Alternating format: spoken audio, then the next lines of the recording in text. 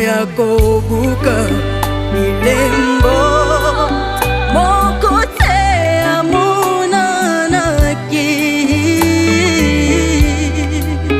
kaka Yesu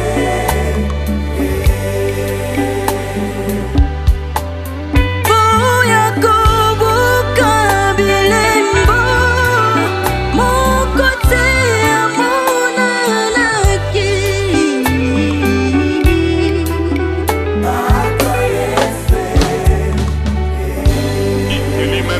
donner le témoignage.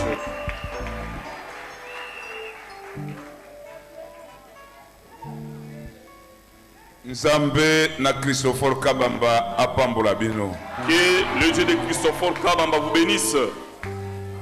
Soki na zwami liboso na bino boye ezali kaka ngolu na Nzambe. Si je me tiens encore debout devant vous ce matin, c'est tout simplement la grâce de Dieu. Ete mongongo Nzambe moko asololi eke lokola mosana nga esilite okozonga. Parce que la voix, Dieu lui-même a parlé que comme mon œuvre n'est pas encore terminée, tu vas retourner dans la terre. Na remercier pasteur Nabiso, pasteur Nangai.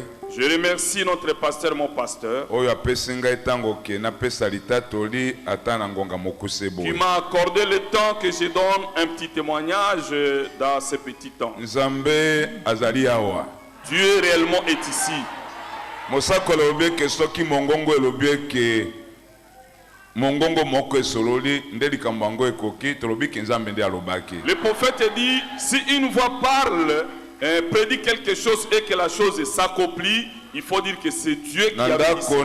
Nandako na makabo Nzambe asololaki na ngai kati na bambeki ete nasali ngolu akobika. Dans la salle de dons, la voix m'avait parlé à travers les vases que je lui ai déjà fait grâce, il sera guéri.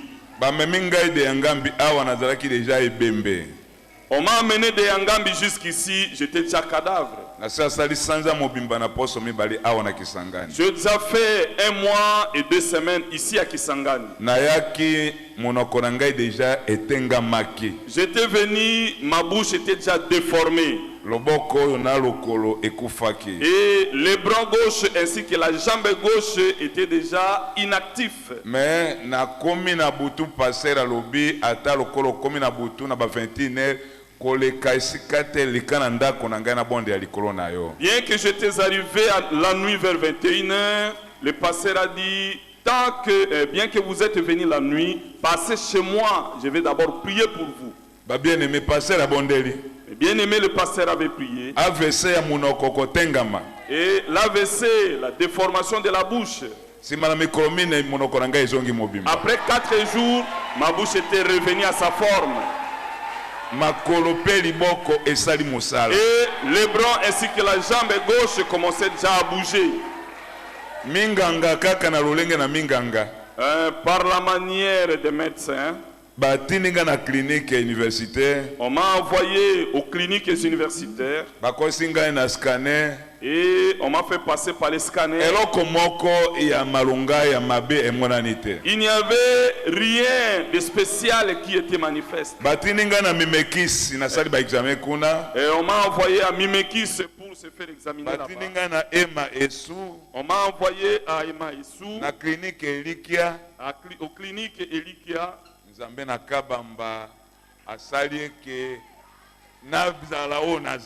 Le Dieu de Kabamba fait que je sois ce que je suis maintenant. Depuis le 27 juillet, programmé kuna kenga na sinakufi. Dans toute la cité de Yangambi, depuis le 27 juillet, on a proclamé que j'étais déjà mort. Hier, j'ai vu les gens de Yangambi craignant de me saluer. Disant que j'étais déjà mourant. Mais le Dieu de Kabamba, il m'a retourné dans la vie. C'est pourquoi j'ai dit que les noms de Jésus sont glorifiés.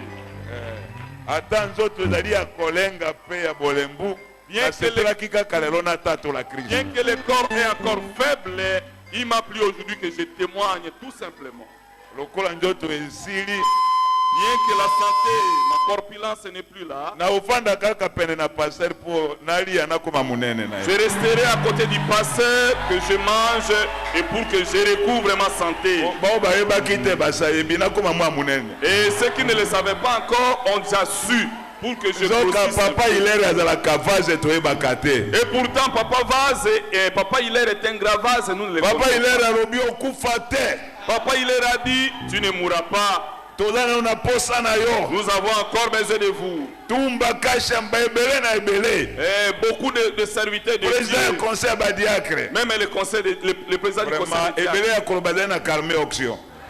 Nzambe apambola Je bino. calme l'onction, que Dieu vous bénisse. ya solo azaki mokufi Réellement, il était mourant. atanga naoki sango ete paster ko ya kufi Même moi, j'avais plutôt appris que le pasteur Koye déjà décédé. akotelefone ngai On m'a téléphoné, me yesu asekwisi ye mais Jésus l'a ressuscité. eske ondimi ete nzambelaka paster kabamba azali na nguya Croyez-vous que le Dieu de Christophe Kabamba est puissant? obetela yesu kristo maboko Applaudissez pour le Seigneur Jésus. presie ya kotinda nzembo Messie est venu entonner les cantiques. bongo paster na biso kristofo kabamba Alors notre pasteur Christophe Kabamba. koza bango mibale ete aza kaka ye moko Nous n'avons pas deux pasteurs, il est unique. aya kotia biso liloba na nzambe Il vient de nous prêcher la parole de Dieu.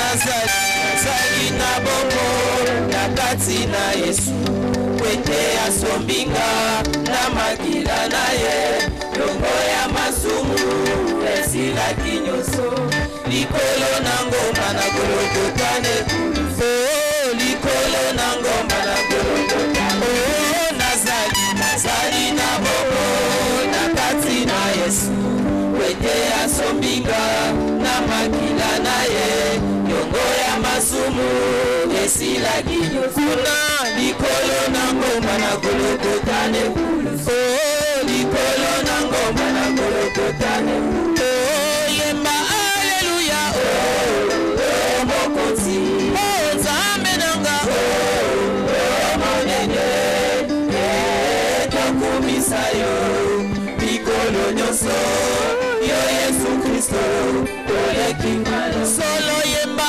aleluya mokonzi nzambe nanga monene tokumisa yo solo nyonso yesu kristo olekingalo na makila oyo ya mwana na nzambe yepate ya solo azali na nguya ya kopetolanga na masumu nyonso tika na yemba na esengo mpona bikisami tika na yemba na esengo mpona bikisami yemba aleluya mokonzi nzambe nanga monene tokumisa yo solo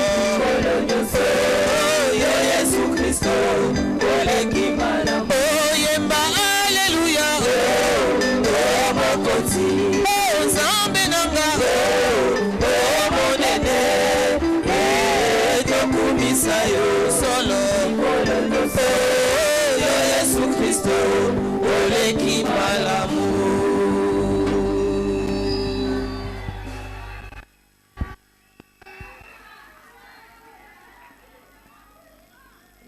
Lisons la parole de Dieu dans l'Apocalypse chapitre 6, versets 3 à 4. Mulongo ya misato pe ya mine. Quand il ouvrit le second sceau, Efongolaki ye elembo ya mibale, j'entendis le second être vivant qui disait viens. nayokaki ezali na bomoi ya mibale koloba ete yaka. Et il sortit un autre cheval roux, Mbalata mususu ya mutane ebimaki. Celui qui le montait reçut le pouvoir d'enlever la paix de la terre. Momatinango azwaki bokonzi ya kolongola kimia na mokili mobimba. Afin que les hommes s'égorgeassent les uns les autres. Natinete batu bakata na bakingo kati na bango. Et une grande épée lui fit donner. Pe mopanga monene mopesamelaki ye. Dieu notre Père céleste, Zambe tatana biso na likolo. bénis ton peuple. Pambola libota na yo. Que leur sacrifice ne soit pas vain. Tika etembeka na bango bazomi pesa ezala pamba te. Bénis-les richement, Seigneur. Pambola bango ebele nkolo. Que le ciel soit favorable à chacun d'eux. Tika etelola esepela na moko na bango. Qu'il soit béni. Ba pambolama. Bénis ta parole, Seigneur. Pambola liloba na yo Nous nkolo. ne sommes pas dignes de bénéficier de ces révélations. Tobongi te koyamba bimoniseli motindo boye. Mais toi, Kasi yo par ton amour, na nzela na bolingo na tu yo. nous as aimés Ingaki biso et tu nous as jugés dignes de le recevoir. pe osepelaki ete toyoka yango. Que ton nom soit loué, Seigneur. Tika ete kombo na yo ekomisama Et nkolo. bénis cette parole dans nos cœurs. Pe pambola liloba oyo na mitema na Donne à biso. chacun de nous le vouloir et le faire, Pesa moko na biso kolinga pe kosala. afin que nous puissions garder la semence de la parole en nous, Katina ete tobatela momboto ya liloba kati na biso. pour ta gloire à toi, Mpona nkembo na au yo nom de na Jésus-Christ. kombo ya Yesu Kristo. Amen. Vous pouvez vous asseoir, mes bien-aimés. Oki kofanda balingami na ngai. Que Dieu vous bénisse chacun. Tika nzamba pambola bino moko na moko. Je vous salue ce matin, chacun au nom de Jésus-Christ. Na pesi bino mbote na tongo ya lelo moko na moko na kombo na Yesu Kristo. Amen. Nous continuons avec le deuxième saut. Je crois que je le termine cette semaine par la grâce de Dieu. Na banzi na poso oyo na ngolo ya Nzambe na kosilisa elembo ya mibale tozokoba nanu na yango. Nous avons vu la fois passée Baleleki tomonaki que dans des jours où nous vivons maintenant, Dieu est en train de rassembler son épouse pour la dernière heure. omonaki ete na mikolo toza kobika sasa hivi Nzambe aza koyanganisa mwasi ne na libala mpo na ntango ya suka. Parce que le figuier de Dieu est en train de bourgeonner. Po ete mosuke na Nzambe ezali kotoa. Israël est dans sa patrie. Israel asi afandi na mabele ya mbotama na ye. Et il est en train de faire les efforts terribles pour récupérer chaque portion de terre. Pe Israel azosala makasi ya kokamwa po ete azwa abotola biteni nyonso ya mabele oyo babotolaka ye. Et si vous regardez ce qui se passe dans le Moyen-Orient, Sokotali oyo ezali koleka na ngambo na bango kuna, il s'attaque au même moment au Hamas, aux Palestiniens, azali kobunda mbala moko na Hamas bato ya Palestina, et il s'attaque au Liban à l'Hezbollah, azobundisa pe Hezbollah na Liban, et il s'attaque à l'Iran, pe azobundisa pe Iran, et il va s'attaquer à ses ennemis qui sont à Yémen, pe akobundisa pe banguna na ye baza na mboka Yemen, et il attaque tous ceux qui cherchent à l'attaquer en Égypte. pe azobundisa bayebanso bazoluka babundisa ye na mboka Égypte.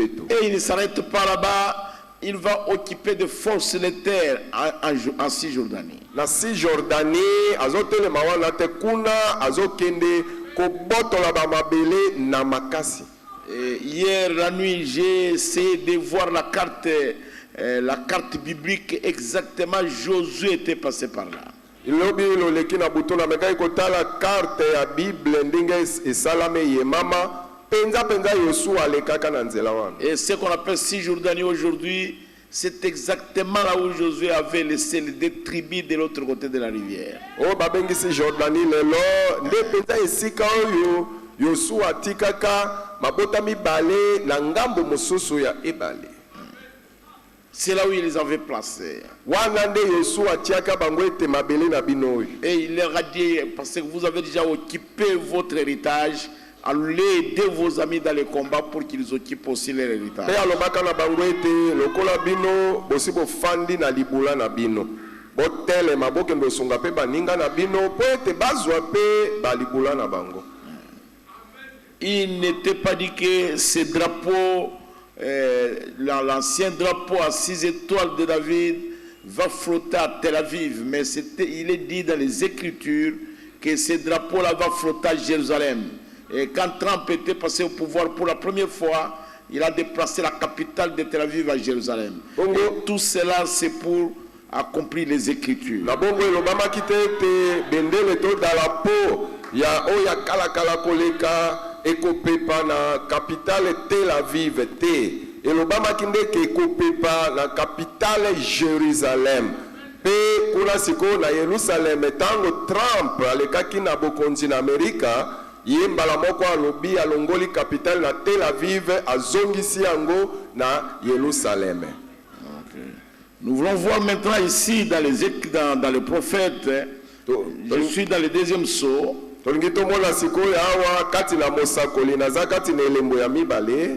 Je suis au paragraphe 261. Écoutez les prophètes.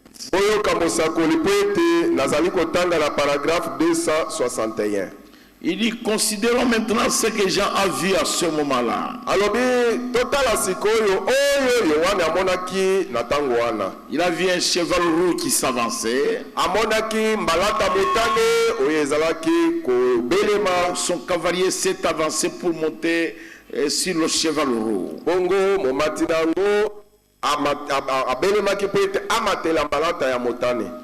Qu'est-ce qu'il a reçu? Il a reçu le pouvoir d'enlever la paix sur la terre. Et afin que les hommes s'égorgeassent les uns les autres. Et après, une grande épée lui a été donnée. Le prophète dit ceci. Voici maintenant ma révélation là-dessus.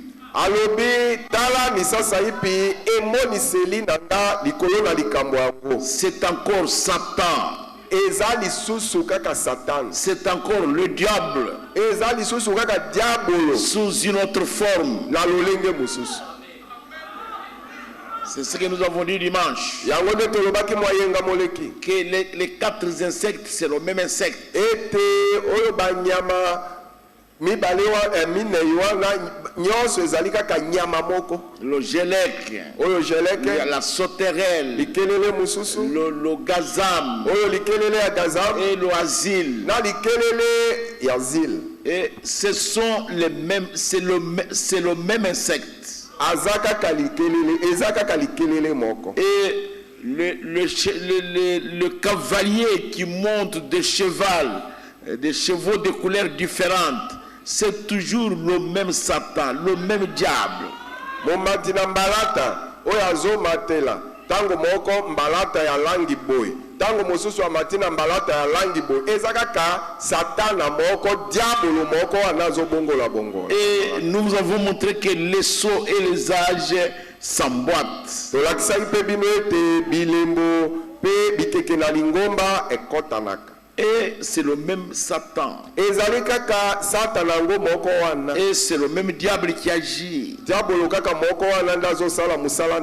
Et quand on parle de trompettes, ça fait référence à des guerres des nations, à des guerres civiles. C'est alors qu'on parle de trompettes. kolinga kosolola likolo na ba bitumba ya ba mabota nde wana basolola likolo na ba kelelo. Suivez le prophète. Mais vous voyez ici que cet homme, il a une épée. Alors ça fait référence à une guerre politique d'église. Bongo ezalinde kosolola kotala likambo ya etumba moko ya mopelengano kati na makambo ya lingomba. La politique entre dans l'église. Mopelengano ekoti chubu na lingomba. Et il commence à y avoir des classes sociales. Pe bato ya koloba o minene oyo mike babandi kokoma na lingomba. Et il va y avoir des groupuscules dans l'église. Pe na kati na lingomba biso ba fulani biso ba fulani ebani kokoma un petit esprit de clan, de petits groupes. Moi molimo moko muke ya bibolo ba oyo Et là ça ne va pas. wana ekokate C'est un mauvais esprit. yango eza molimo mabe. Remarquez le changement de couleur de ces chevaux. Botala mbongwana ya langi ya bambalata wana. Mais le même cavalier. Mais momati na bambalata ngo nyonso kaka moko. Et le cheval, pe mbalata, c'est un animal. Azande nyama. Et un animal dans les Écritures, pe nyama katina makomi, ça symbolise, ça représente une puissance. Etalisi nguya moko boy. Et c'est toujours le même système qui monte. Ezali kaka oyo lenge moko ya kosala makambo nezo mata. C'est-à-dire le même système monte sur un cheval d'une couleur différente. Mais c'est le même système.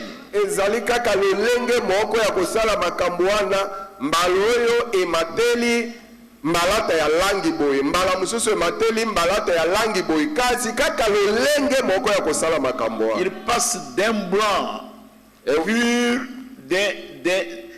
du rouge sanglant. Lolenga kwa kosala makambo oyo azomatela bambalata ekeseni auti na mbalata ya pembe pe akomi komatela sikoyo mbalata ya motane penza. Et au début ce n'était qu'une doctrine qu'on a appelée le nicolaïsme et qui a circulé dans toutes les églises. Liboso ezalaki kaka lilakisi moko babengaki yango nicolaïsme. Yango etambolaki na lingomba mobimba lilakisi wana. Si vous lisez Apocalypse chapitre 2 verset 6, comme nous l'avons étudié dans les âges, c'était simplement une doctrine, ça ne tuerait pas, ça ne ferait pas de mal, mais les âmes meurent à cause de cela. Soko tangi na Apocalypse chapitre 6, ndenge totangaki yango toyekolaki yango kati na bikeke na lingomba, ezalaki kaka lilakisi pamba ekosala pe ekobomate ekosala pe elokote. C'était un cheval blanc. Mais omoni ezalaki nde mbalata ya pembe pe innocent. Il ne peut rien faire. Mais c'était déjà un esprit qui s'infiltrait parmi les gens.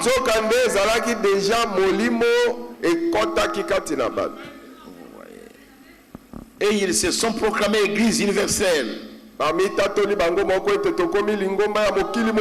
Exactement, ils sont une église universelle.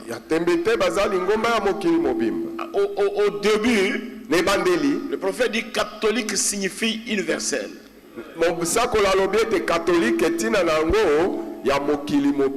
Et le prophète dit c'est pourquoi je suis catholique. Parce que je prêche la parole de Dieu pour le monde entier. Pas pour un groupe de gens.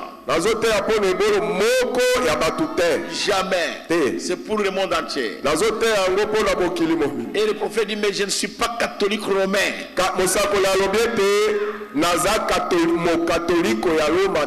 Et je ne suis pas catholique orthodoxe.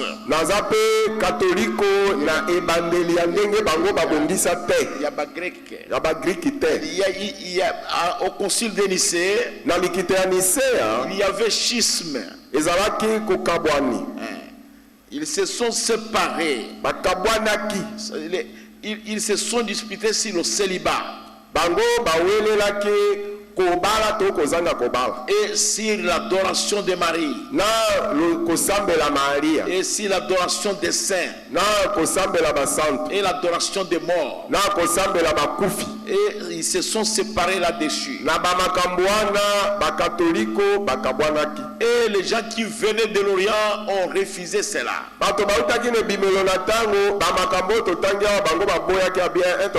Et ceux de l'Occident ont accepté cette adoration-là d'idole.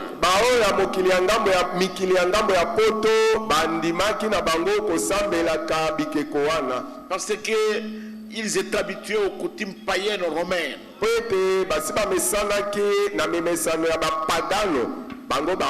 Et ils ont remplacé tous les dieux païens romains par les noms chrétiens. pe bakamataki banzambe bapagano ya baloma wana babongoli oyo kokumisa bango na bakombo ya bakristo jusqu'à ce qu'ils ont fait de Marie la reine du ciel. kino bakomisi Marie akomi mwasi mokonzi ya lola. Et tout un tas de choses, mes frères. Ebele ya ba makambo bandeko nanga. Ainsi de suite. Bongo na bongo. Et les dignitaires, les gens instruits, les gens bien assis sont entrés dans l'église et ils ont créé la séparation entre les gens. Bongo batona lokumu batoyo otali kesio ya azali penza moto malamu moto lokumu penza tondi na moyen bakoti baye kokotisa bokabwani kati na bato na kati ya lingomba. Et ils ont formé des associations. Basali ba miziki ba masanga ya baboye na ba masanga ya baboye. Et cela a commencé à refroidir l'église. Makambwana ebandaki koyeisa pio pio na kati ya lingomba. Des associations. Ba masanga ya ba. Nous sommes Yiskwayiso, nous sommes Isonga Songa, nous sommes les Samawilangi, nous sommes les Aliba, nous sommes les Grands Kasaï, ainsi de suite. Ces choses-là tuent l'église. Omoni biso tozaba iso na biso bisonde ba Samawilangi, bisonde Grand Kasai, bisonde ba ana mongo, bisonde ba boye. Et quand un serviteur de Dieu entre dans ces mutualités-là, dans cette association-là, il commence à perdre l'onction.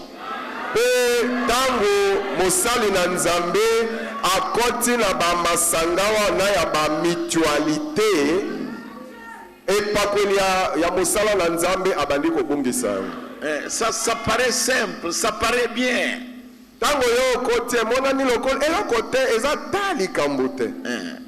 Les gens vont là-bas et s'il a un deuil, que tout le monde vienne. S'il a un deuil, qu'on lui achète un cercueil. S'il a un deuil, mais toutes ces choses-là, c'est bien. On peut vous acheter un cercueil. On peut même vous donner l'argent. Mais ces gens-là, finalement, ils boiront de la boisson dans ces deuils-là.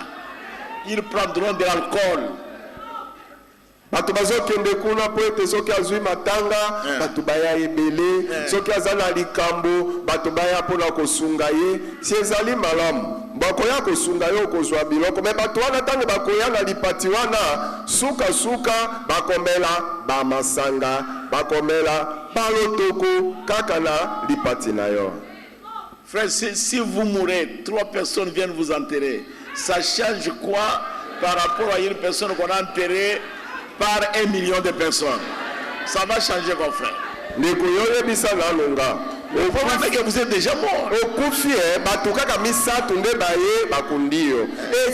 Ebongwani na nekeseni na nini na moto oyo yepe akufi 1 million ya bato baye kokunda ye na yo okufi bato misato na ye kaka bosi bokufi.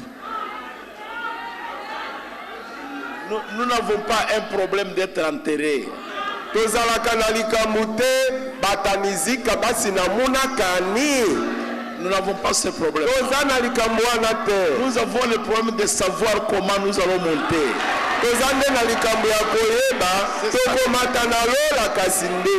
C'est ça le problème. C'est pourquoi nous nous réunissons ici. C'est pour savoir comment monter. Je ne sais pas si je suis en train de vous dire la vérité.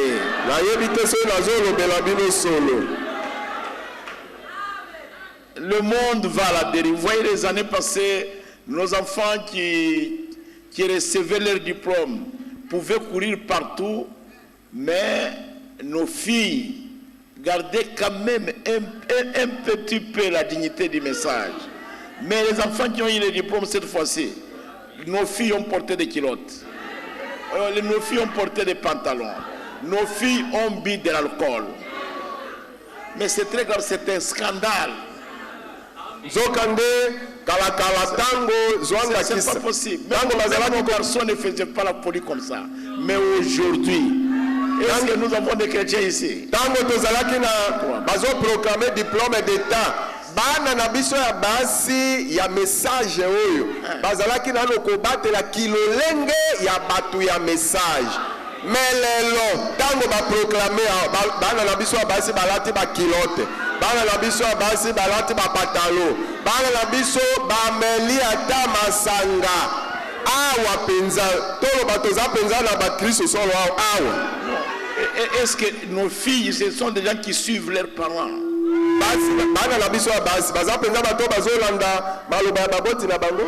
Elles suivent leurs parents à l'église. Elles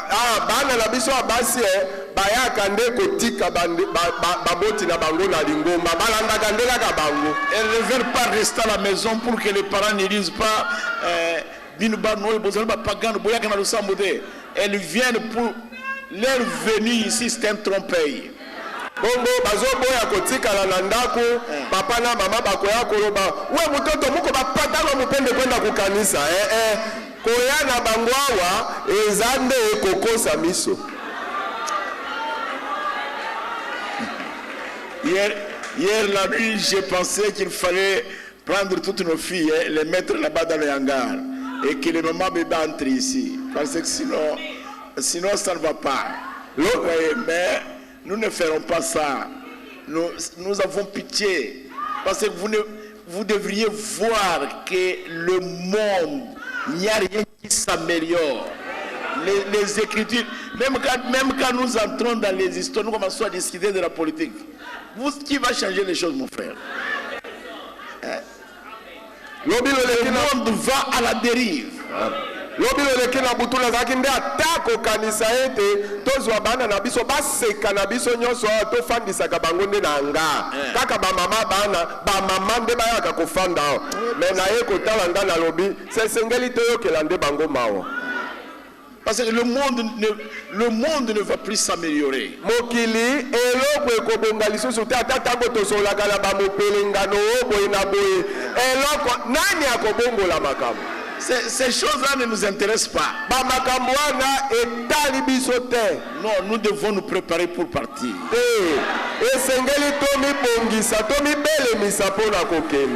C'est le prophète qui a dit ça. L'économie est pourrie, la politique est pourrie, la société est pourrie.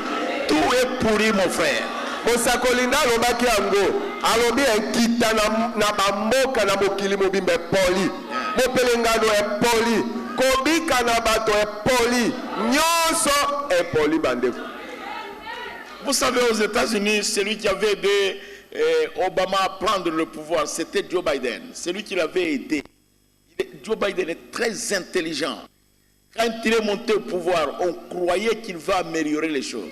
Omoni mutu asungaka Obama etazwa bokonzi na États-Unis ezalaki Joe Biden. Joe Biden wana bomoni azali mayele mingi. Biso tango azwi bokonzi tokanisaki akobombola makambo na Amerika. Il a grandi là au Sénat. Ye akoli kaka wana na Sénat na bango. Il était lui-même à l'FBI. Azalaki ata na FBI. Mais qu'est-ce qu'il a fait? Bon, si tango akomi bokonzi ya mboka salimi. L'économie américaine est en train d'aller à la dérive. Oyo kita ya mboka Amerika ezopeya kweya. C'est terrible, mes frères. Qu'est-ce qu'on va améliorer? Le diable travaille d'arrache-pied. Satana azosala na makasi na ye nyonso. Parce qu'il connaît que son temps est court. Et nous devons aussi travailler d'arrache-pied. Et cet esprit-là, c'est un esprit séducteur. Le prophète dit ceci au paragraphe 265. La paragraphe 265, il dit, mais quand ce terrible esprit séducteur s'est incarné, l'esprit incarné, cet esprit de doctrine s'est incarné dans un homme. Alobiete tango molimo wana ya kojimbisa emikotisaki kati na moto tango ekoti molimo wana ya komijimbisa ekoti kati na moto mobali moko pour prendre la place de Christ. Natinete mobali wana yenda kamatesika ya Kristo. Alors il lui faut être adoré. Na bongo esengeli moto wana sambelama. basambela ye. basambela ye. Devenir un objet d'adoration comme Christ. Akoma pe eloko ya kosambela, eloko basengeli basambela pe la moko basambela ka Christ. Autrement dit, là-bas au Vatican, Na elobeli mususu kuna na Vatican, j'y suis allé moi-même. ngai moko na kendaka kuna. Il est écrit Kuna na Vatican ekomami boye, Vicarius Fildei. Vicarius Filii. C'est écrit en chiffre romain. Ekomami na makoma ya Baroma. Vous n'avez qu'à tirer une ligne au bas de ces chiffres romains, ça veut dire à la place du Fils de Dieu. Yo soki kaka otangi yango na ndenge ekomami na chiffre romain, ekomami elingi koloba mokitani ya mwana na Nzambe. Autrement dit, il est un vicaire. Na elobeli mususu aza mokitani. Vous savez ce qu'un vicaire? Si boyebi mokitani tina na yango. Il prend la place de quelque chose. Il est le vicaire à la place du Fils de Dieu. Azozwa mokitani nde koloba oyo azozwa esika ya eloko mususu. Aza mokitani. Azozwa esika ya mwana na Nzambe. Donc c'est quand il prend cette place-là, Omoni etango azozwa esika wana. Et on l'appelle maintenant Vicarius. Desikoyo babengi ye Vicarius. On l'appelle Vicarius Vicarius Fildei. Filii. Voilà comment on l'appelle. Tala ndenge bazobianga ye. Apocalypse 17 dit, Apocalypse zomi na sambo elobi. laissez-moi lire ça, Botika nga natanga yango. parce que c'est écrit en chiffre romain. Po ete ekomami na makoma ya Baroma. Apocalypse 17 dit ceci. Apocalypse zomi na sambo elobi boye.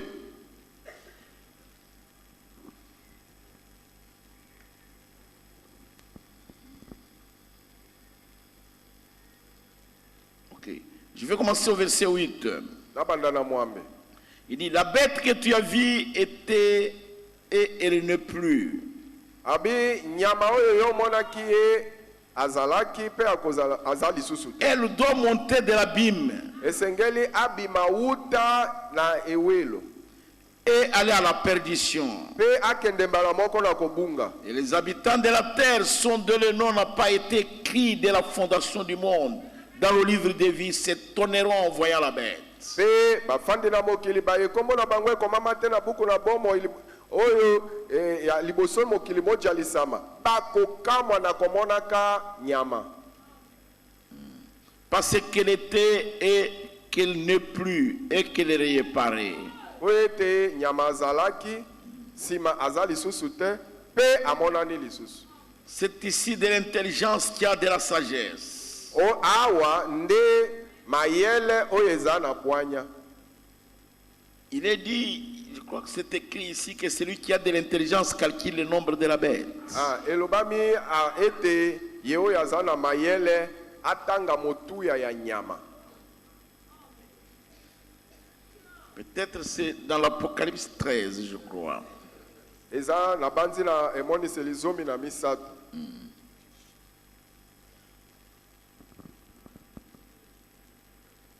Zomi na misato pene na suka kuna.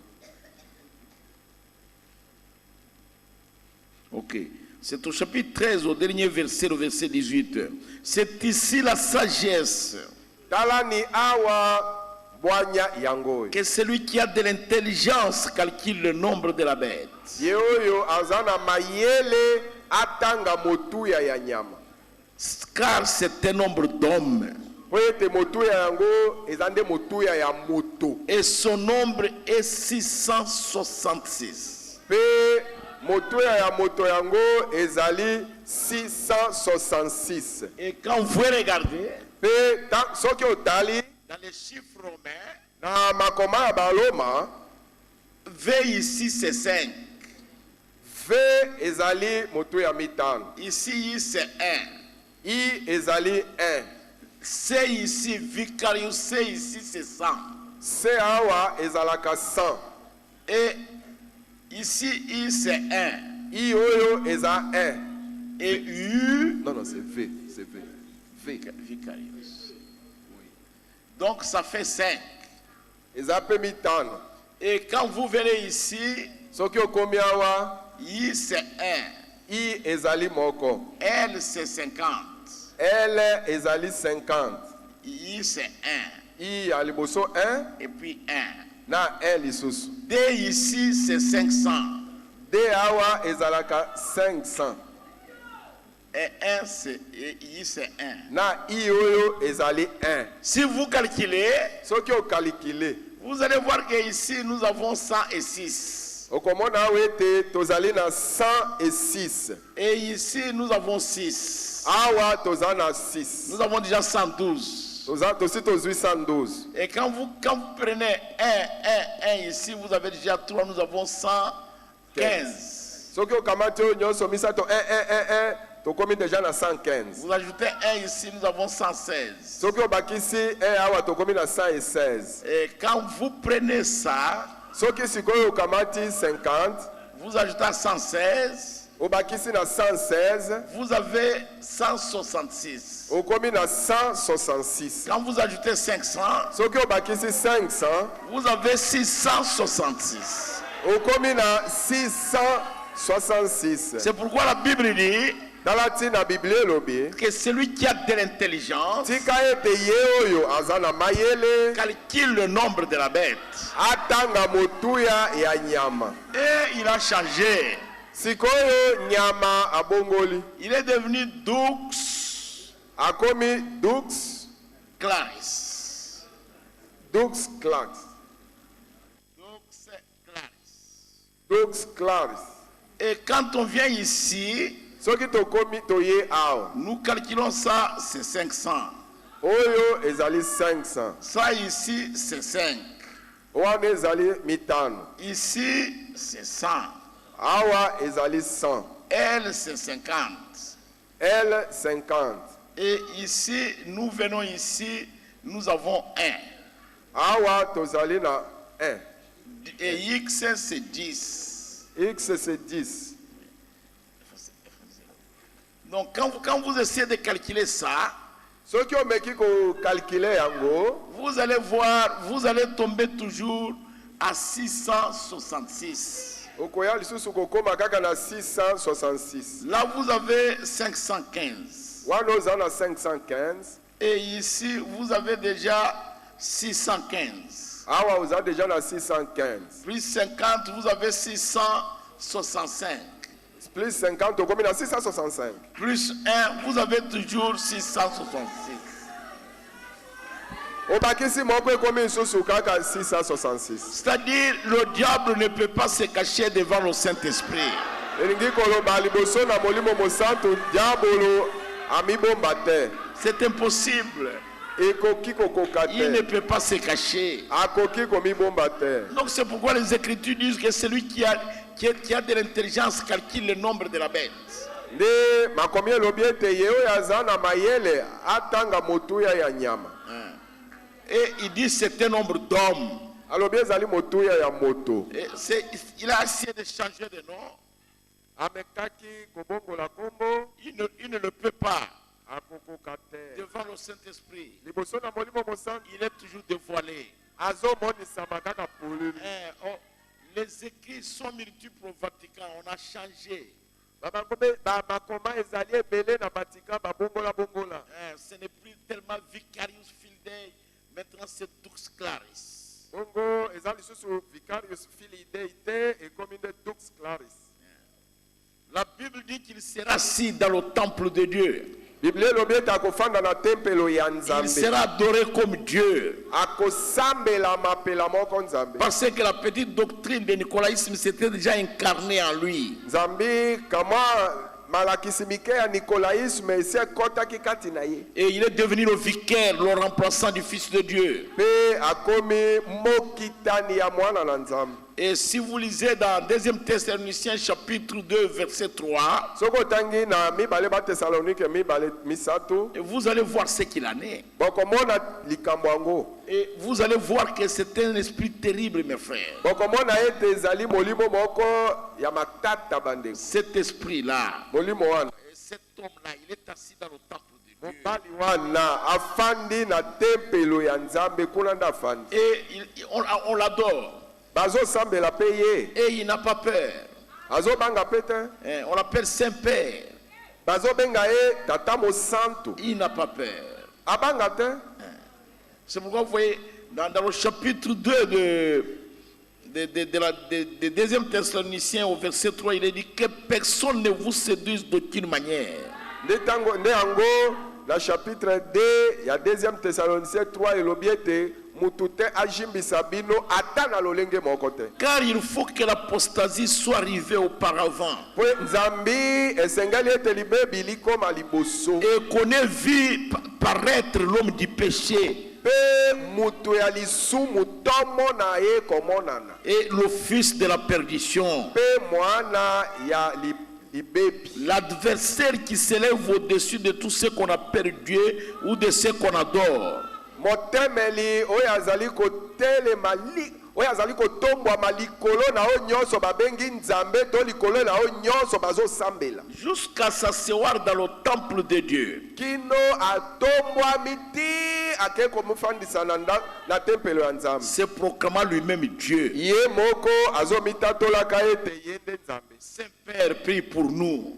tata mosantu bondela mpo na On biso l'appelle Saint-Père. bazobianga ye tata mosantu Ce n'est pas possible ça. ekoka boni Il est assis là dans le temple de Dieu. afandi wana na tempelo ya nzambe. Mais la Bible dit qu'il faut d'abord que l'homme du péché apparaisse. L'homme du péché. kasi biblia elobi ete esengeli nano moto na lisumu amonana na ye C'est-à-dire le maître même du péché. ingi koloba nkolo lisumu ye moko Voilà, l'homme du péché. moto na lisumu Qu'il apparaisse d'abord. esengeli nanu ye amonana polele Il ira jusqu'à s'asseoir dans le temple de Dieu. akokende inde akomi na tempelo ya nzambe afandi na kati Tout ce que le pape dit, le monde entier le croit. po mokili mobimba makambo ya azosala bandimi yango Le pape Paul II, le pape Paul V avait dit ceci. Jean III avait dit ceci. Et ils ont ça dans leur manuel. Et ils enseignent ça dans leurs universités. o papa Jean-Paul II alobaki boye o Paul III alobaki boye Et les protestants ont adopté ça aussi. baza nango na babuku na bango bazolakisa yango mpe na université bato na missioni mpe balobi biso mpe tobandi kosala kaka makambo yango.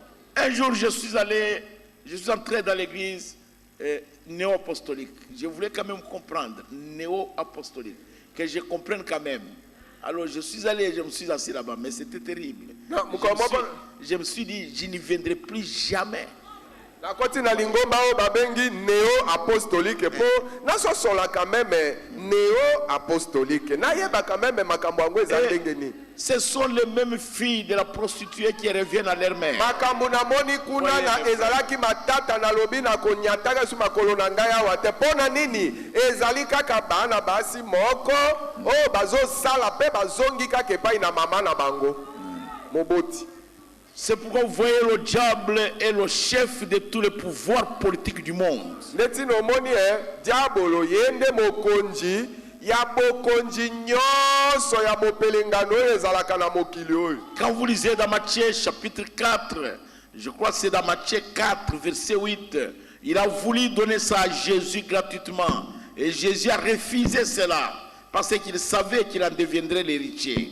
bongo na Matthieu chapitre 4 na bandi wana alingaki apesa yango ya ofele epa na yesu aboyaki yango mpo yesu ayebi ye nde akosangola libola na yango. Au verset 8 il dit, le diable le transporta encore sur une montagne très élevée, lui montra tous les royaumes du monde et leur gloire. bongo na verse ya mwambe alobi ke diabolo amemaki lisusu ye na ngomba eleki likolo mingi amonisi ye bokonzi nyonso ya mokili na nkembo na yango nyonso. Et il lui dit, je te donnerai toutes ces choses si tu te prosternes et m'adores. alobi na ye makambo biloko nyonso oyo yo omoni wana soki kaka obeteli nga mabolongo osambeli nga nakopesa yo yango. Et Jésus lui dit, Mais retire-toi Satan, car il est écrit, tu adoreras le Seigneur ton Dieu et tu le serviras lui seul. Pe Yesu alobi na ye longwa na nga Satana ekomami ete yo okosambela nkolo nzambe na yo pe okosalela bobele ye moko. C'est pourquoi parfois ils nous considèrent comme des vauriens, des gens qui ne connaissent rien, des gens minables, des pauvres. C'est parce qu'ils détiennent le pouvoir politique du monde. Il n'y a aucun président, aucun roi du monde qui ne peut recevoir le pape. Bongo ndeti na wana bazo mona biso lokola eloko te. Lokwa batu bayebi mokanda te batu pamba ya mokili oyo bakoki kosakana na bango ndenge balingi. Eza pona nini? Ezali po ete basimbi bokonzi nyonso ya mopelengano ya mokili. Mokonzi ata moko te oyo akoki kozanga koyoka papa aza te na mokili oyo. Si le cardinal vient ici, on invite toutes les églises protestantes et on invite tous les groupes de réveil, tous ils iront là-bas. Ils ont leur numéro matriculé là-bas. Soki cardinal ayawa, balobi mangomba ya missioni, ba mangomba ya réveil, boya to sangana po cardinal aye ba ko kende kuna po bazana numéro na bango oyo numéro matricule kuna. Bango nyonso ba komami kuna. Vous devez faire attention. Esengeli bokeba. Donc le démon en chef qui s'était incarné dans cet homme-là super religieux. Molimo mabe mokonji. Oya fandaki akotaki afandaki kati na mobali wana oya mimoni aza mosambeli koleka banso. Écoutez le prophète. Oyoka mosako. Au paragraphe 272, il dit le démon en chef alobi molimo mabe mokonji s'incarne dans cet homme super religieux. Akomi njoto kati na mobali wano ya mimoni aza mosambeli koleka likolo. Alors il unit l'église à l'état. Na bongo ye akamati lingomba asangisi yango bakomi moko na l'état. Et il unit les deux pouvoirs. Akamati bokonji ya lingomba na bokonji ya mopelengano ya l'état asangisi yango. Quand l'esprit antichrist est sorti, c'était un esprit. Ensuite, il est devenu quoi? Il est devenu quoi, mes frères? Bongo tango molimo motemeli na Kristo ebimaki. Ezalaki na no molimo. Nasima ekomaki nini? Il était devenu un faux prophète. Ekomaki mosakoli na lokuta. Il donnait un enseignement contre Jésus, contre la parole. Azalaki kopesa malakisio etemeli Yesu, etemeli liloba. Or, le but pour lequel Jésus avait établi son église, c'était qu'elle s'oppose au péché. Nzokande tina oyo Yesu atiaka eklezia na ye ezalaka ete eklezia na ye etelemela masumu. Mais ils disent c'était bon il y a 100 ans. Bango kasi bazali koyoba bon ezali malamu ezalaki malamu kalaka. Il y a 100 ans. Eseleki mibu kama. Ce n'est pas pour nous aujourd'hui. Vous voyez, anti-parole. C'est pourquoi vous avez entendu le pape actuel, il a dit la Bible est un livre ancien. Et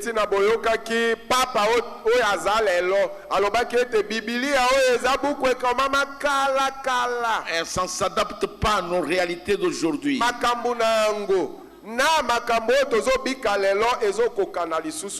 Vous voyez mes frères, c'est quel genre d'esprit?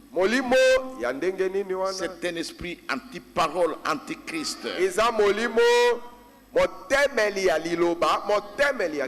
Vous l'avez vu au début, il est sorti sans couronne. Mais après il a reçu une couronne. Il avait un arc, il n'avait pas de flèche. Mais après quelques temps, une couronne lui avait été donnée. Comme on ne peut pas mettre une couronne sur un esprit, lokola motole okokate otiango na mutu ya molimo. Alors quand il s'est incarné dans sa deuxième dispensation, Et kati neteni ne ya mosala ya mibale tango aye kokoma nzoto kati na moto. alors il est devenu un faux prophète mais couronné. Akomi sikoyo mosakoli ya lokuta oyo balatisi ye motole. Pour faire l'œuvre de l'antichrist, c'est-à-dire s'opposer toujours à Christ. Pona kosala musala ya motemeli na Kristo elingi koloba kotemela tango nyonso Kristo. Et c'est ce qu'il fait. Yango nde azali kosala. C'est Satan à la tête de tous les pouvoirs politiques du monde. Eza nde Satana ndaza kokamba bokonzi nyonso ya mopelengano ya mokili oyo ye kaka. Mais avec ce pouvoir-là, il établit maintenant un pouvoir ecclésiastique. Na mokonzi wana aye kokamata bokonzi moko ya makambo ya kosambela achepe yango. Et il prend maintenant le pouvoir religieux. Akamati sikoyo bokonzi na makambo ya kosambela ya lingomba. Alléluia. C'est pourquoi vous voyez, il a un pouvoir religieux. Ndeti no moni akomi na bokonzi lelo ya lingomba. Il nomme les cardinaux. Azakocha yo okomi cardinal. Ces cardinaux que vous voyez là, Ba cardinal obo komona wana. ils ont aussi des vicaires à côté d'eux. Bazape na bakitani pembeni na ba. Mais c'est terrible, mes frères. Eza matata bande. Les cardinaux, Ba ce sont cardinal. des présidents. Bazande ba président. Ils n'ont peur de rien. Cardinal abangelo côté. Ils peuvent s'attaquer au roi.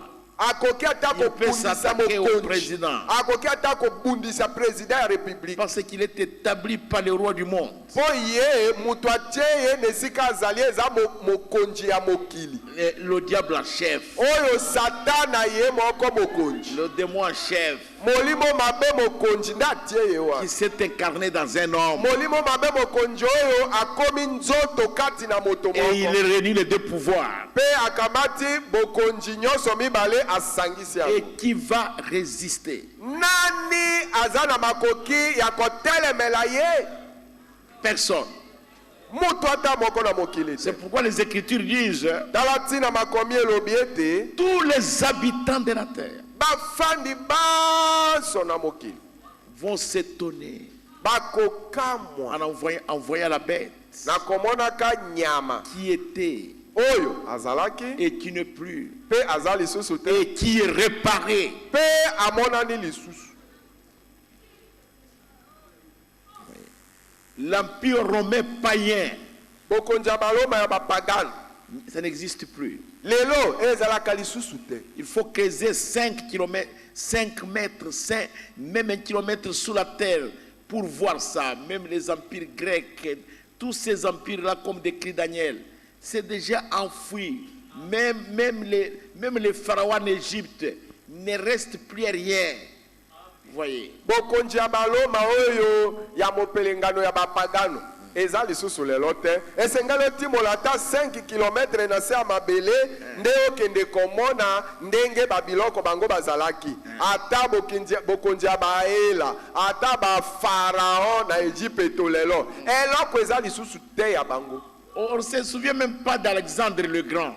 Na Alexandre le Grand bazokanisa ata lisusu ye te. Jamais. Mais cet empire-là, nzokande bokonzi wana ça a dominé le monde. ekonzaka mokili mobimba Mais c'est disparu. kasi yango esi elimwe lelo. Maintenant, ça a réparé. Sikoyo nde bokonzi yango ya baloma emonani lisusu. Cette bête-là, Oyo nyama wana qui était oyo azalaki et qui n'est plus, pe aza lisusu te et qui est réparé, pe amonani lisusu.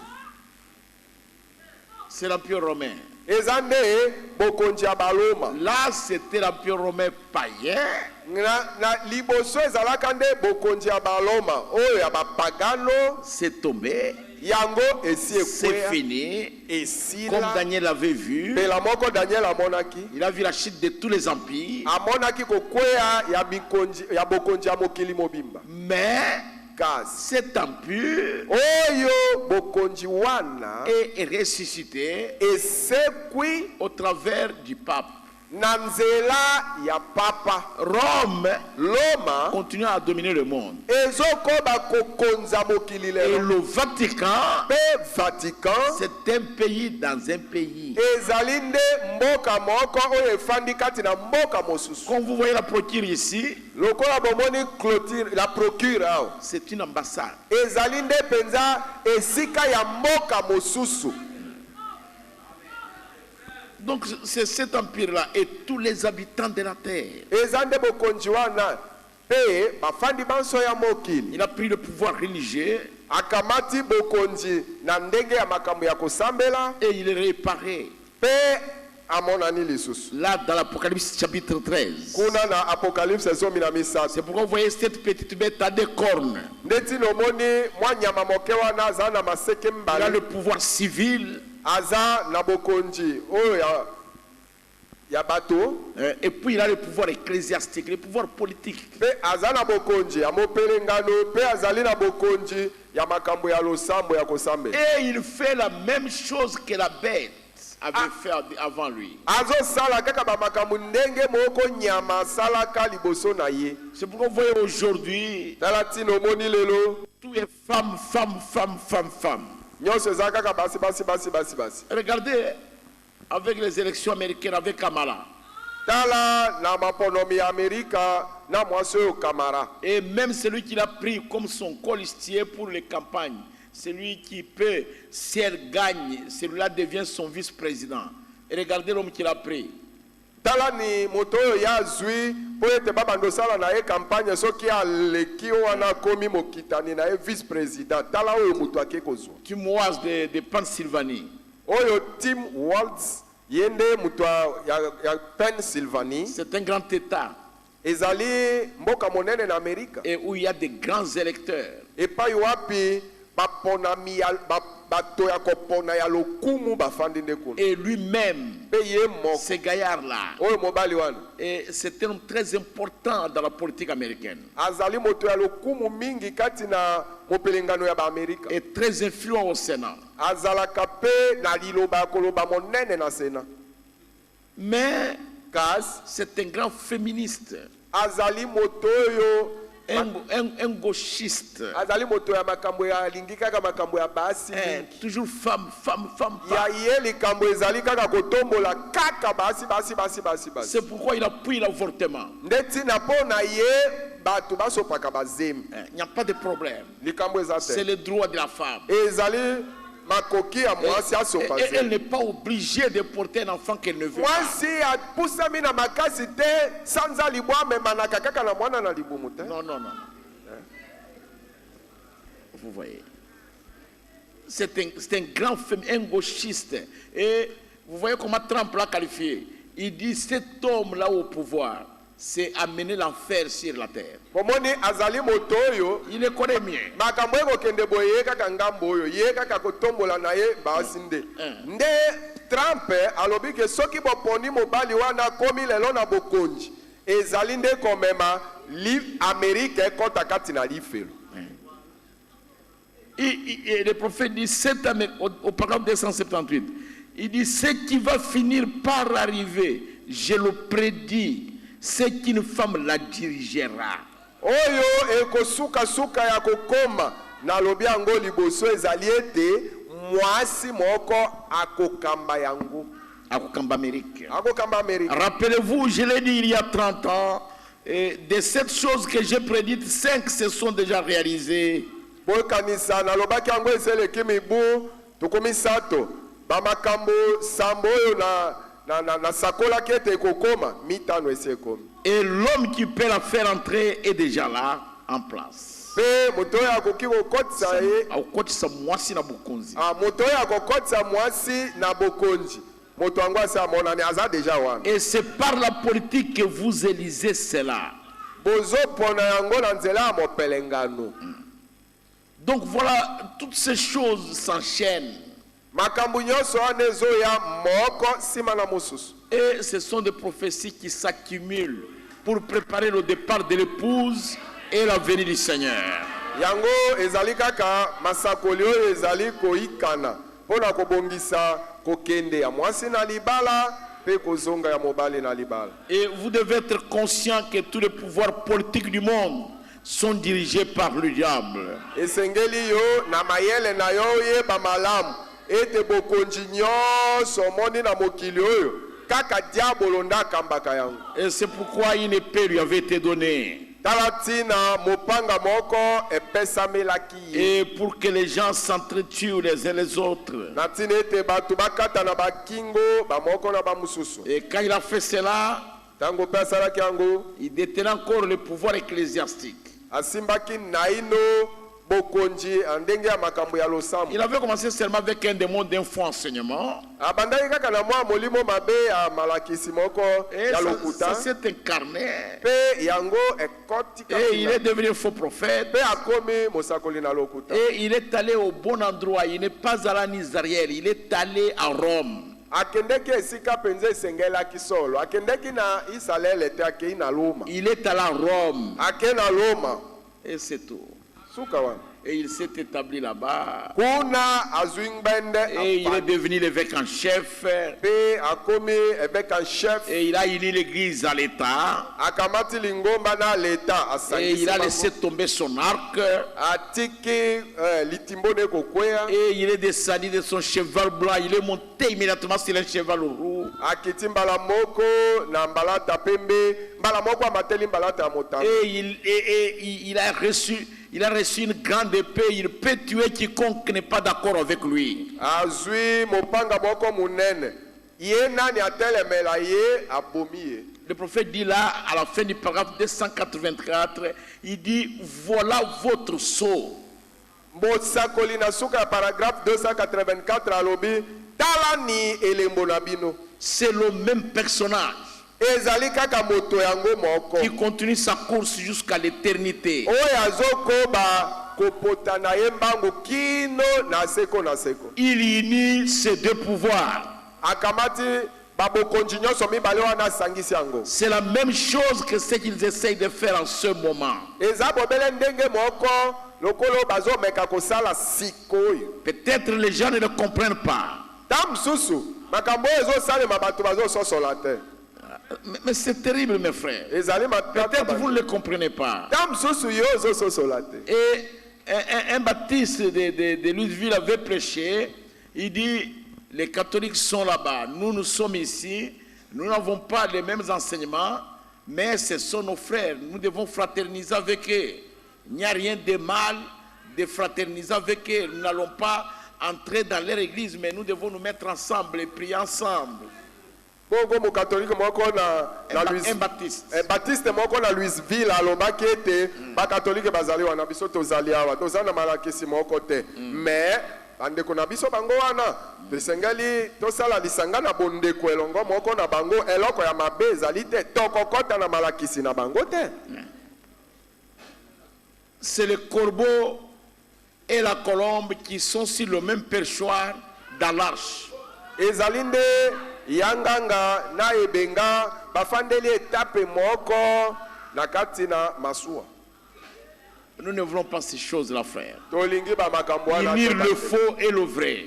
kokamata oyo ya mabe na oyo ya malamu kosangisa yango ezala esika moko Ça ne va pas. ekoka te. Nous ne voulons pas que nous soyons entraînés dans le mal. tolingi te toya kokotisa makati na mabe. Et nous ne voulons pas aussi nous unir à ce qui est faux. tolingi mpe te eloko oyo ezali mabe biso tosangana na yango toboyi. Quand quelque chose est faux, c'est faux. soki eloko moko ezali mabe ezali mabe. Même si vous le maquillez, ata yo olatisi yango langi kitoko non, c'est toujours faux. ya mabe etikali kaka mabe. Amen. Que Dieu vous bénisse. nzambe apambola bino. Que Dieu vous bénisse. nzambe apambola bino. Alléluia. Mettez-vous debout, nous allons prier. Président, venez. président yaka botelema tokobondela. Moi je crois seulement. Moi je crois seulement. Moi je crois seulement. Moi je crois tout simplement. Oh, moi je crois seulement. moi je crois seulement. Moi je crois seulement.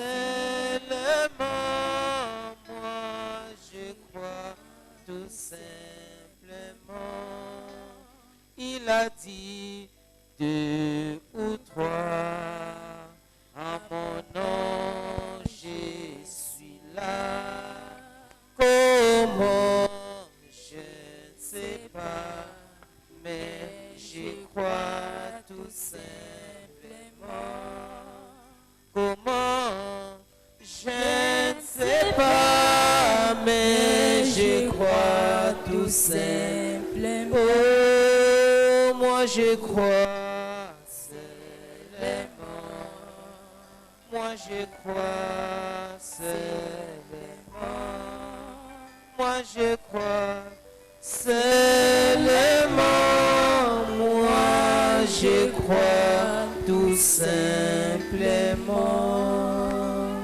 Sima na koko banazambe. Après avoir écouté la parole de Dieu, Koka mabombami monene boye oyo nzambe asepeke etalakisa biso. écoutez des grands mystères que Dieu a voulu nous enseigner. Tango ezesusu te. Le temps n'est plus. Bilembo nyonso okola lobaki esemonani. Tous les signes prédits par le Seigneur sont déjà accomplis. Eloko tozozela eza bobele boye na ye. Tout ce que nous entendons, c'est simplement sa venue. Bongo bosenga na yo na tongo na lelo. Alors votre requête de ce matin, Soki olingi ete mosai na nzambe akanisa na mabondeli. vous voulez que les serviteurs de Dieu se souviennent de vous dans la prière, Bongo otombola maboko no likolo. levez votre main. Eza malali eza likambo nini oyo ezakatela motema na Que yo. ce soit pour la maladie ou n'importe quel problème qui se trouve dans votre cœur. Oyo amonaka na kuku azali awa. Celui qui voit au secret, il est ici. Oyo apesaka solution na makambo nyonso azali awa. Le donateur de solutions à tous les problèmes est ici. Tomba kaka maboko no likolo. Levez tout simplement votre main. Bongo tokolanda mabondeli epa na mombu na ye. Nous allons suivre la prière de la part de son serviteur. Seigneur notre Dieu, Kolo Nzambe na biso, le créateur des cieux et de la terre, Mokeli na lola mpe na se, c'est toi notre Seigneur Jésus-Christ. Yonde kolo na biso Yesu Kristo. Nous manquons de mots ce matin, ô Dieu, Tozangi maloba na tongo na lelo o Nzambe, pour exprimer notre gratitude envers toi. po na kotalisa boboto na biso. Tu nous as tellement aimés, ô Jésus. Olingaki biso mingi na koleka o Nous ne pouvons que venir sous le sang auprès de toi, Talati na toye na se na makila epai pour na que tu yo. puisses encore nous agréer, ô Jésus. Po ete okoka lisusu kosepela na biso oyo. Car nous ne sommes qu'indignes. Po ete tozali kaka baoyo babongi. Nous ne méritons pas et nous ne mériterons jamais Tobongi te pe tokobonga te. avoir la grandeur de ton amour envers ce peuple. Kotala bonene na yo likolo na libota La oyo. grandeur de ton amour envers le peuple que tu as élu dans ce dernier âge. Bolingo na yo monene epai na libota oyo poni na tango. Tu avais caché ces grandes révélations aux anciens prophètes, ô Jésus. Yo bombaki bimoniseli minene oyo na basakoli na yo na kala kala. Mais aux personnes indignes comme nous, tu nous les as révélées, Seigneur, Oh tata bato oyo babongi te lokola biso nde oye komonisa yango epai na biso. afin que, Seigneur, nous ne soyons pas dupés par l'ennemi, Na ntina ete tokosama te na monguna.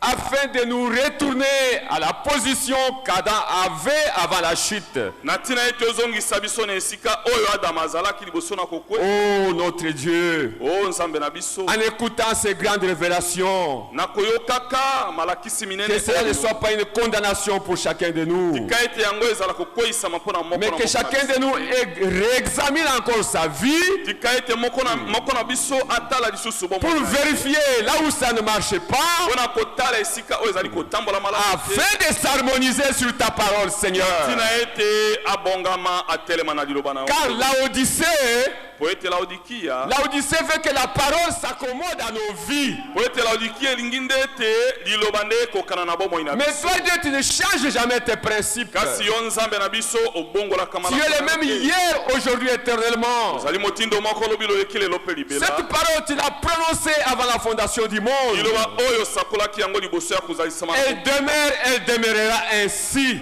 yango ezali bongo mpe ekotikala Et bongo. quiconque cherchera à la changer, moto nani akoluka kobongola yango ni par sa prédication, to na nzela na mateya na ni ye, par ses enseignements, to na nzela na malakisi na ye, ni par sa propre vie, to na bomoi na ye, toi tu retrancheras sa part dans le royaume. ye ne akoluka kobongola yango yo okolongola eteni na ye kati na Oh Dieu, aie pitié de nous. o Nzambe yokela biso mawa, Ayez pitié de nous, Seigneur. yokela biso mawa nkolo. Lorsque nous vivons, nous marchons comme des gens qui ne sont pas sages. Tango tozali kotambola, tozali kobika, tozali kosala lokola bato bazangi bwanya. Et pourtant, tu as étalé toute la vérité devant nous, Seigneur. Okande yo si osopi solo nyonso liboso na biso. Ce que tu as fait, Oyo osalaki et ce que tu feras, pe oyo okosala. et ce que tu es en train de faire aujourd'hui. Pe oyo ozali kosala lelo. Mais nous nous comportons, Seigneur, Nde biso tozali kosala comme les gens qui n'ont pas la révélation. lokola bato bazangi monisi. Pour cela, aie pitié de nous, Jésus. Pona yango yokela biso mawa Que Yesu. ce matin, Seigneur,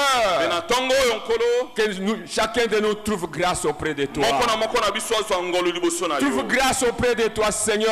Ozwa ngolu na miso na yo. Nous ne puissions pas rester des auditeurs oublieux, Otikala kaka bayoki oyo bakobosa mais na quittant ces lieux, Seigneur, kasi na kobimaka na esika oyo kolo. chacun puisse méditer sur ces grandes vérités. Moko na moko abanza likolo na solo monene oyo. Merci Jésus. Matondi Yesu. Tout ceci, c'est seulement ta grâce. Oyo nyonso ezali kaka ngolu na yo. Nous sommes capables de rien, Seigneur. Biso toza na makoki moko. Il n'y a que toi, oh Dieu, Kaka yonde o qui Nzambe. peut saisir le cœur de chacun de tes enfants dans cette église Okoki kosimba mitema ya bana na yo moko na moko na pour le ramener pona kozongisa à la bango parole, kati na liloba à la foi apostolique kati na kondima ya bato qui a existé au jour de Pentecôte. oyo ezalaki na mokolo ya Car kikila. c'est là l'objectif même de ces mystères, Seigneur. Po ete yango nde ezali ata tina ya mabomba Nous mibale. ramener Kozongisa biso à l'amour parfait. na bolingo oyo Nous ebongi te. ramener Kozongisa biso à la connaissance parfaite. na boyebi oyo ebongi Nous te. ramener Kozongisa biso à l'humilité parfaite. na komikitisa oyo Nous ebongi te. ramener Kozongisa biso à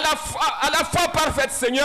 na kondima oyo ebongi À bekolo l'affection na bolingo de nos frères et de nos sœurs, Seigneur. bandeko na biso mibali mpe Nous puissions basinkolo apprendre, oh Dieu, po ete toyekola o Nzambe à marcher comme de véritables chrétiens. kotambolaka lokola bakristo ya solo Car nous serons jugés po ete tokosambisama à la mesure de la connaissance que nous avons reçue. kokokana na bosanda ya boyebi oyo tozwi Ça sera vraiment pitoyable, Seigneur. ekozala mpenza mawa nkolo Car ces jours-là, ete na mokolo ce sont wana les gens qui ont connu, qui ont la connaissance du message qui seront surpris.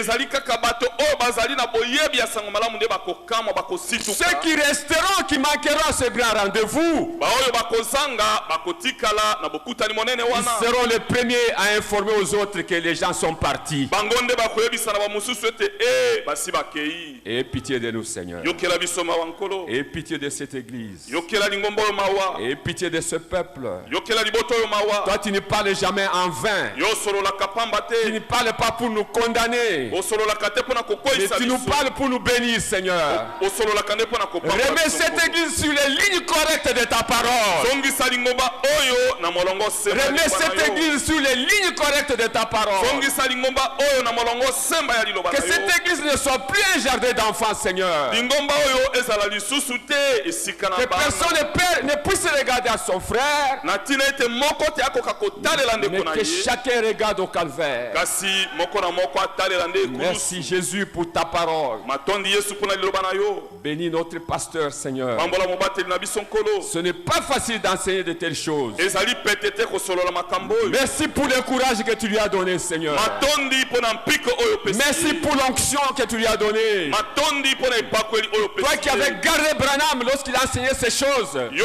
batelaki Branham tango azalaki kolakisa garde makambo aussi oyo. notre pasteur, Seigneur. Batela pe mobateli na biso. biso Et garde l'église tout entière. mpe batela lingomba Car mobimba. l'ennemi est en train de rougir. Po ete monguna azali konguluma, Il grince les dents. azali kosuwa mino, Mais ce n'est qu'un simple buffeur. nzokande azali kaka moto oyo azali kosala makambo bitulutulu, Il a déjà échoué. asi akwei. C'est du simple tonnerre sans foudre. Azali kaka kake oyo ezangi azali kaka mongongo ezangi kosuwa ezangi kake. Merci Seigneur Jésus. Matondi kolo Yesu.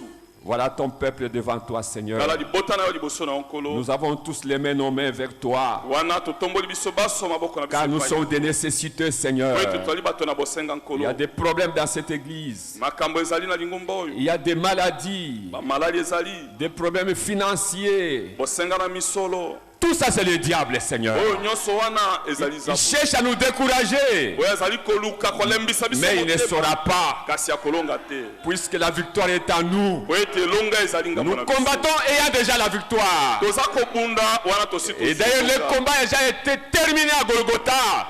bitumba esi esilaki na Golgotha. C'est pourquoi ce matin, Seigneur, Tala na tongo na je me tiens ici en tant que ton serviteur, telemi awa lokola car moko tu na nous yo. as donné le pouvoir Po ete opesi biso de bokoli mettre en pièces toute la puissance de l'ennemi. ya kobenga na mosika nguya nyonso ya monguna. Merci Jésus. Matondi Yesu. J'ordonne à toute puissance de maladie, Napesi motindo na milimo nyonso ya malali. que n'importe quel nom, E oyo elati kombo songo. maladie patala. incurable, Malali oyo ebikaka te. maladie chronique, Malali oyo eseumeli. au nom de Na Jésus-Christ, kombo na Yesu vous Kristo. n'avez pas le pouvoir Bino boza na de bokonzi dominer te. le corps des enfants de Ya Dieu. kokonza banzoto ya bana na Je Nzambe. vous défie avec l'autorité de la parole de Dieu, Na pameli bino na liloba na avec Nzambe. le nom du Tout-Puissant, Na kombo na oyo ya le nom du nyonso. Seigneur Jésus-Christ, Na kombo na kolo Yesu qui Kristo. est la clé qui ouvre toutes les portes. Oyo azali fongola oyo efungolaka Toi, bisuke nyonso. Satan, Yo Satana. diable, Yo Zabu. avec toute ton armée, Na mapinga na yo au nom nyonso. de Jésus-Christ, Na kombo na Yesu Kristo. libérez les corps des enfants de Dieu. Tika banzoto ya bana na Nzambe. Libérez les vies des enfants de Dieu. Tika bomoi ya bana na Libérez Nzambe. les foyers des enfants de Dieu. Tika mabota ya bana na Au nom Nzambe. de Jésus-Christ, Na kombo na Yesu Kristo. retournez dans les lieux arides. Zonga na bisika bikauki. Seigneur, il y a des requêtes. Kolo ezali pe na bosenga. Ceux qui ont écrit et ceux qui n'ont pas écrit. Oyo bakomi pe bamususu bakomi te. Toi, tu lis l'intérieur des cœurs d'un chacun. Yo otangaka bomoto na katikati ya Avant moko. même que nous puissions exprimer cela, Liboso ete biso tosolola mpo na toi, tu le yango. sais, Seigneur. Yo oyebi yango. C'est pourquoi tu as accompli l'expiation. Talatina osalaki mbondi. Tu l'as fait avant la fondation du monde. Osalaki yango liboso mokili ezali. Tu as immolé l'agneau avant la fondation du monde. Yo obomaki mona na pate liboso Tu mokili savais que l'homme devait tomber. oyebaki ete moto Tu akokwea. savais que la maladie viendra. oyebaki ete maladi Tu ekoya. savais que ce matin, nous devions nous présenter devant toi oyebaki ete na ntongo oyo esengeli totelema liboso avec na les yo. requêtes de tes enfants. Na bosenga ya bana na yo. Descends, Seigneur Jésus. Tika onkolo Yesu. Honore la parole de ton serviteur. Yo pesa lokumu na liloba ya Lorsque mombo tu na yo. amènes ta parole, Po ete ntango omemaka liloba lorsque na tu yo. prêches, Seigneur, Ntango oteyaka tu nkolo. bénis nos âmes. opambolaka milimo na Tu bénis biso. aussi nos corps. opambolaka mpe banzoto na Tel que biso. nous sommes venus, lokola nous toyei. puissions quitter ici transformés. tolingi tobima awa Ceux tobongwani. qui sont venus malades, oyo bayaki qui baza sont venus avec kobela. des problèmes, bayaki na makambo. en quittant ici, qu'ils soient courageux, na kobimaka awa bazwa piko. qu'ils aient la solution, bazwa biyano. qu'ils te glorifient, Seigneur. bakumisa yo nkolo. Merci Jésus. matondi Yesu. Merci Père Céleste. matondi tata na likolo. Nous avons vu notre bien-aimé, ton serviteur, Koy marcher. L'honneur, la gloire à toi, Seigneur. tomoni molingami na biso mombo na yo koyi kotambola kotelema lokumu kembo ezonga epai na C'est yo. la preuve que le Dieu de William Aaron Branham est fort. yango ezali etaliseli ete nzambe na William Barayon Branham azali na Et nguya. rien de mal n'arrivera à ton serviteur. eloko moko ya mabe te kokoma epai na mombo na yo. Rien de mal n'arrivera à ton peuple. eloko moko ya mabe te kokomela libota na Si yo. toi tu ne l'autorises pas, soki Seigneur. yo opesi yango Ça, nzila. c'est notre assurance. wana nde kondimisama na biso. Bénis ce peuple pambola libota pour les oyo. grands sacrifices qu'ils font, Seigneur. mpo na mbeka monene bazali kosala. Que tu puisses répondre à chacun. yo oyanola moko na moko. Bénis la famille de notre berger, Seigneur. pambola libota ya mobateli na biso nkolo. Bénis nos diacres et nos administrateurs. pambola basungi mpe bayangeli Bénis misolo ya nos lingomba na biso. huissiers et nos vases, Seigneur. pambola bawisie mpe bambeki na biso. L'équipe technique tout entière qui soit bénie. lipinga mobimba ya teknike mpe Les pambolama. huissiers aussi qui soient bénis, Seigneur. bawisie batie pe bapambola mankolo. Chacun qui aime cette église, qu'il soit béni. Moko na moko oyo alingi lingomba oyo apambola. Mais celui qui combat cette église, qui puisse se rencontrer en route. Lingomba oyo yokutana na yo. Oui, Seigneur. Matondi kolo. Accomplis-les pour ta gloire. Bénis les dîmes et les offrandes. Le peuple va quitter ici. Accompagne-les, Seigneur. Que toi tu puisses précéder. Tu sois les boucliers. Tu sois les rochers. Tu sois la nuée de gloire. Tu sois la colonne de feu. Tu sois l'ange de l'Éternel. Qui avait fait sortir Israël de l'Égypte. Puisse accompagner ton peuple dans la victoire. Je demande ici avec foi. Au nom de Jésus-Christ. Amen.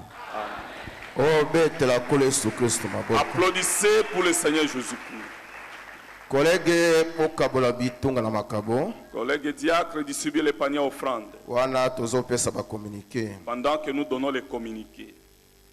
Lipinga na basungi bazali na bosenga ya bandeko mibale zomi baya